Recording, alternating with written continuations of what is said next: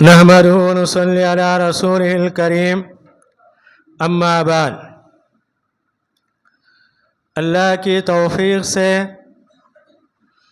آج کی تراویح میں 20/9 پارہ تبارک الذی، جس میں 11 سورتوں اور آیتیں 430 تلاوت ہوئی۔ اللہ رب العزت سے دعا ہے کہ آج کی تلاوت کو اور اس کے سننے کو قبول فرمائے اور ہمارے گناہوں کو معاف فرمائے۔ پہلی سورت سورہ ملک ہے۔ ملک کے معنی حکومت، سلطنت، بادشاہت۔ تبارک الذی بیدہ الملک وہو علی کل شیء قدیر۔ برکت والی ہے وہ ذات جس کے ہاتھ میں سلطنت ہے۔ برکت کا مالک اللہ تعالیٰ ہے، وہی برکتیں دینے والا۔ برکت کے معنی جو نعمتیں ہیں اسے ہمیشہ رکھنا، اس کے اندر اضافہ کرنا۔ اور حکومت، سلطنت اسی کے ہاتھ میں ہے۔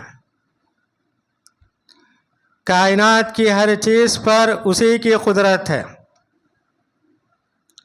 پہلی قدرت کا ذکر کرتے ہوئے بتایا گیا جس نے زندگی اور موت کو پیدا کیا۔ یہ اللہ کی دو بڑی قدرتیں ہیں، زندگی، موت۔ کیوں پیدا کیا؟ تاکہ تم کو آزمائے تم میں کون اچھا عمل والا ہے۔ یہ نہیں کہا گیا کس کا عمل زیادہ ہے، کس کا عمل اچھا ہے۔ اچھا عمل کب ہوگا؟ جب کہ قرآن حدیث کے مطابق ہو۔ تو اللہ تعالی ہم سے یہی چاہتے ہیں، زندگی موت کا مقصد تمہارے عمل کے اندر اچھائی دیکھنا۔ جب تک زندگی ہے نیک اعمال اس سے واسطہ قائم رہتے ہیں۔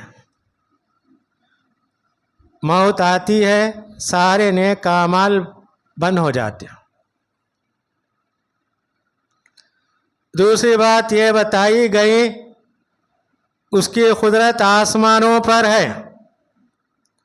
7 آسمانوں کو پیدا کیا، اوپر تلے ہیں۔ آسمانوں کو جس انداز سے بنایا، اس کا تسلسل، اس کا اونچا پن، اس کے اندر کہیں سوراخ نظر نہیں آتا۔ اگر کوئی اپنی نگاہیں اٹھا کر آسمان کی طرف دیکھنا چاہے، کوئی فرق نہیں بتا سکتا، اس کی آنکھیں تھکی ذلیل ہو کر واپس لوٹے گی۔ اس کے بعد جہنم کا ذکر کیا۔ جہنم میں جانے والے افسوس کرتے ہوئے یہ کہیں گے، اگر ہم دنیا میں سمجھتے اور عقل رکھتے آج ہم جہنم والوں میں نہیں ہوتے۔ وہاں جا کر پچھتانا، اقرار کرنا بیکار ہے۔ ان سے کہا جاتا ہے دنیا کے اندر عقل کو استعمال کرو، سمجھنے کی کوشش کرو کہ اللہ تعالیٰ تمہیں دنیا کے اندر کیوں بھیجا۔ اس کے بعد اللہ تعالیٰ یہ کہتے ہیں پرندے جو آسمان پر اڑتے ہیں ان کے اوپر بھی اللہ کی قدرت ہے۔ کبھی پر پھیلائے ہوئے اڑتے ہیں، کبھی پروں کو سمیٹے ہوئے۔ زمین اور آسمان کے درمیان ان کو روکنے والا اللہ تعالیٰ ہے۔ یہ اللہ کی مخلوق ہے۔ اس کے بعد اللہ تعالیٰ سورت کے آخر میں یہ کہتے ہیں پانی اللہ کی نعمت ہے۔ یہ نعمت نہروں سے ملتی ہے، کنوؤں سے ملتی ہے، تالابوں سے ملتی ہے اور زمین کے اندر سے نکالا جاتا ہے۔ یہاں سوال کیا جاتا ہے اگر پانی زمین کی گہرائی کے اندر چلا جائے جہاں دنیا کی کوئی طاقت اسے نہیں لا سکتی، اللہ کے سوا کوئی پانی نہیں لا سکتا، تو اللہ تعالیٰ زمین کے اندر پانی کے خزانے چشمے بہا دیے، اس کی بھی ایک حد ہے، اس سے ہم پانی استعمال کرتے ہیں۔ اگر یہی پانی گہرائی کے اندر چلا جائے جہاں نکالنا پہنچنا مشکل ہو، اللہ کے سوا کوئی پانی نہیں لا سکتا۔ اس کے بعد والی سورت سورہ قلم ہے۔ اللہ تعالیٰ نے قلم کی قسم کھاتے ہوئے کہا، قسم ہے قلم کی، قسم ہے فرشتوں کی جو بندوں کے نام اعمال لکھتے ہیں۔ سب سے پہلے اللہ تعالیٰ نے قلم کو پیدا کیا، قلم سے اللہ تعالیٰ نے کہا لکھ، قلم نے کہا کیا لکھوں؟ تو اللہ تعالیٰ نے کہا تمام کائنات کی تقدیر لکھ۔ قلم لکھ دیا، اور قلم لکھ کے اس کی روشنائی انک سوکھ گئی۔ لوح محفوظ کے اندر نہ کسی چیز کو اضافہ کیا جائے گا نہ اس کے اندر کمی کی جائے گی، کیونکہ قلم لکھ کے اس کے اندر انک سوکھ گئی، اس کے اندر کوئی رد و بدل نہیں ہو سکتی۔ اس کے بعد اللہ تعالیٰ یہ کہتے ہیں، نبی کریم صلی اللہ علیہ وسلم اللہ کے فضل سے دیوانے نہیں ہیں۔ مکے والوں نے کہا کہ آپ دیوانے ہیں، تو اللہ تعالیٰ آپ کی گواہی دیتے ہوئے کہتے ہیں کہ آپ اخلاق کے اونچے مرتبے پر فائز ہیں۔ دنیا کا ایک دستور ہے، جو دیوانہ ہوتا ہے اس کے اخلاق اچھے نہیں۔ آپ کے اندر سارے اچھے اخلاق پائے جاتے ہیں، آپ دیوانے کیسے ہو سکتے ہیں؟ وہ کہنے والے کہتے ہیں میں گواہی دیتا ہوں آپ کیا ہے اچھے اخلاق کے مالک ہیں۔ حضرت عائشہ رضی اللہ تعالیٰ عنہ سے لوگوں نے پوچھا نبی کریم صلی اللہ علیہ وسلم کے اخلاق کیسے ہیں؟ انہوں نے سوال کیا کیا تم لوگوں نے قرآن نہیں پڑھا؟ ان لوگوں نے کہا ہاں۔ آپ نے کہا آپ کے اخلاق قرآن ہے، قرآن کے اندر جو اخلاق ہیں وہ پورے آپ کے اندر پائے جاتے ہیں۔ اس کے بعد اللہ تعالیٰ نے پرانے زمانے میں ایک نیک آدمی تھا، اس کا کھیت تھا، جب بھی کاٹنے کا وقت آتا اس میں سے ایک حصہ غریبوں کو دے دیتا، اور سارے غریب مسکین کاٹنے کے وقت برابر کھیت کے پاس آتے، ان کا حصہ دے دیتا۔ جب وہ آدمی مر گیا اس کے بچوں نے یہ کہا کہ ہمارا باپ خواہ دوسروں کو دیا کرتا تھا، کھیت ہماری، محنت ہماری، دوسروں کو دینا یہ کہاں کا انصاف؟ تو بچوں نے آپس میں فیصلہ کیا کھیت کاٹتے وقت سارا ہم لے لیں گے، اس میں سے کچھ بھی فقیر مسکین کو نہیں دیں گے۔ انہوں نے پلان بنایا راتوں رات جا کر کاٹ لیں گے،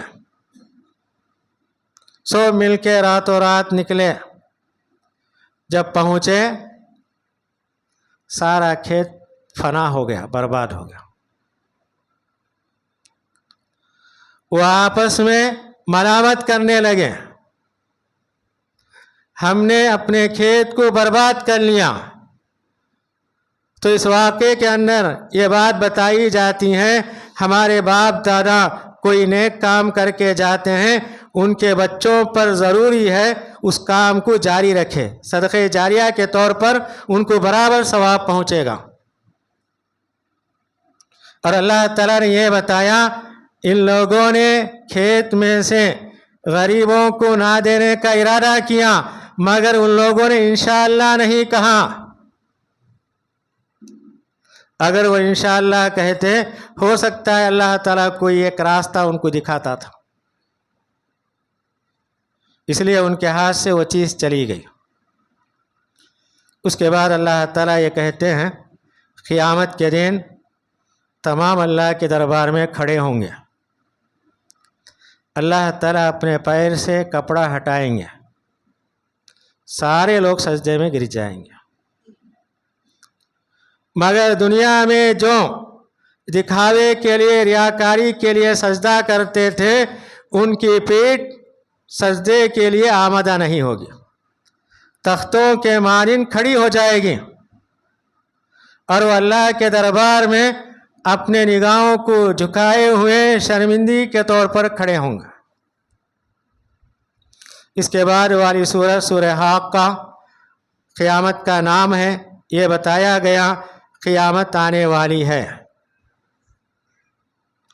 ابتدائی آیتوں میں قوم عاد، قوم سمود، نوح علیہ السلام کی قوم کا ذکر کیا گیا، اور قیامت کے دن آسمان پھٹ جائے گا، اللہ کے عرش کو 8 فرشتے اٹھائے ہوئے لائیں گے۔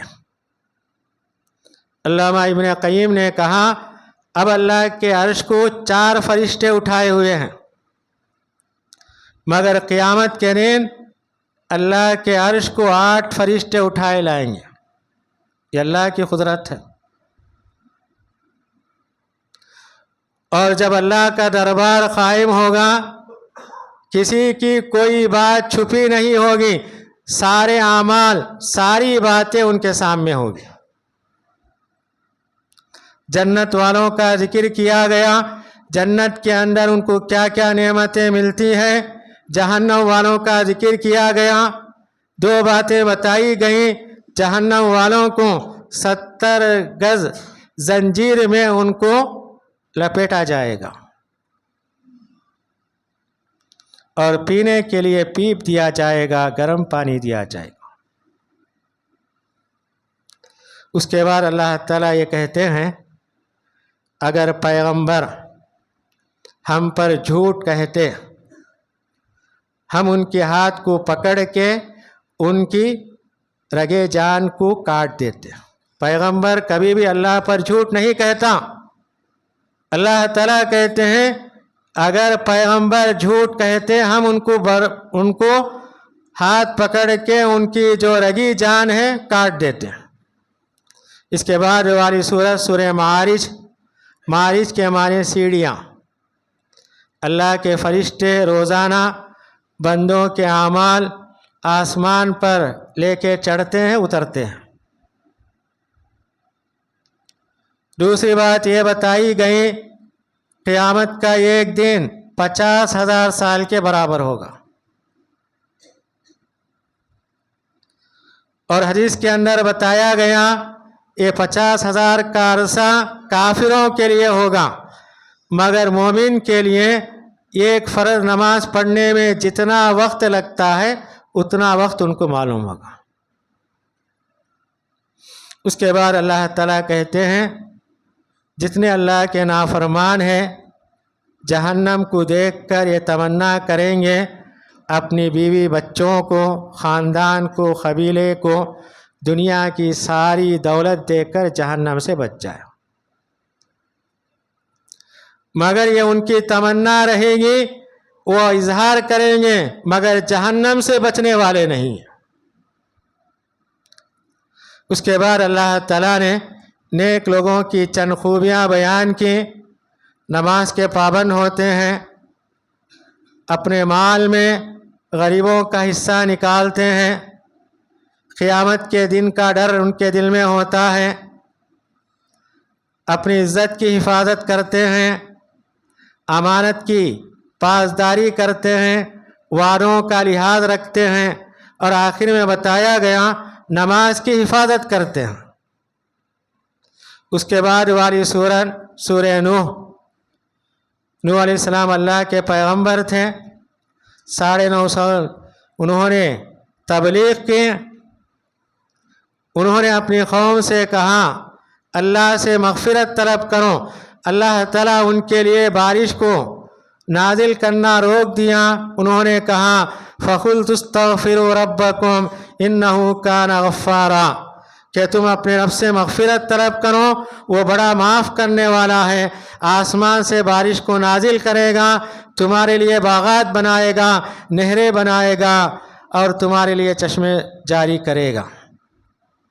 मगर कौम वालों ने मग़फ़िरत से गुरेज़ किया तो अल्लाह ताला उन्हें अज़ाब के ज़रिए दुनिया से ख़त्म कर दिया। उसके बाद वाली सूरत सूरह जिन है। इसके अंदर जन्नात का वाक़या बयान किया गया। कुरान के उतरने से पहले जिन्नात आसमान पर जाकर फरिश्तों की बातें सुना करते थे। कुरान के उतरने के बाद उनका जाना बंद हो गया। उन लोगों ने आपस में फ़ैसला किया, ज़मीन के अंदर फैल कर देखो, कोई नई चीज़ वाक़ई हुई है, इस वजह से हमारा जाना ऊपर बंद हो गया। तो उनमें से एक जमात नबी करीम सल्लल्लाहु अलैहि वसल्लम फ़जर की नमाज में कुरान की तिलावत कर रहे थे, वहाँ पहुँचे, उन्होंने कुरान को सुना। उन्होंने कहा हमने अजीब कुरान को सुना जो हिदायत देता है भलाई की तरफ। वो सारे जिन ईमान लाए और अपने कौम में जाकर उन्होंने तबलीग की। उसके बाद अल्लाह ताला ने यह बताया, अल्लाह के पैगंबर दुनिया के अंदर जो थे भलाई बुराई के मालिक नहीं थे। जितना अल्लाह ताला उनको भलाई देता उसी के वो पाबंद थे। अगर उनको तकलीफ़ पहुँचती उस पर उन्होंने सब्र किया।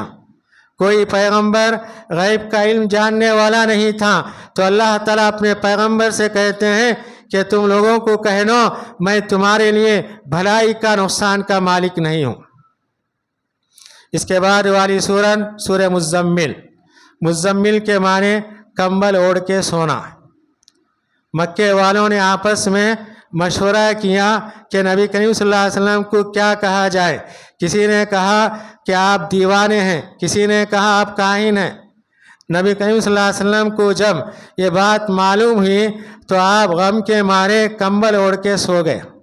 तो अल्लाह ताला ने कहा कंबल ओढ़ के सोने का वक्त नहीं है, उठिए तहज्जुद का एहतमाम कीजिए, क्योंकि आपके दिल पर अल्लाह ताला कुरान को उतारने वाला है।